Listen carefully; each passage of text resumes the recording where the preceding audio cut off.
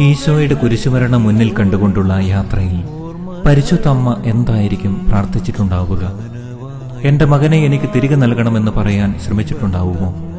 പറയാൻ പറ്റാത്ത എന്തെങ്കിലും ഒരു ബന്ധനം അമ്മയ്ക്ക് നേരിടേണ്ടി വന്നിട്ടുണ്ടാവുമോ? അവയെല്ലാം ദൈവികമാണ് എന്ന തോന്നലാവാം അമ്മയെ ആ ചോദ്യങ്ങളിൽ നിന്നെല്ലാം രക്ഷിച്ചത്. ഹൃദയം നുറുങ്ങുന്ന വേദനയിൽ ഒരു ചോദ്യം ചോദിക്കുവാനോ മറുപടി പറയുവാനോ നമുക്ക് ആയി എന്ന് വരില്ല. എല്ലാം ദൈവഹിതമെന്ന് കരുതി സ്വീകരിക്കാം. ക്രൂശിതനായ ഈശോ അനുഗ്രഹിക്കട്ടെ. ആമേൻ.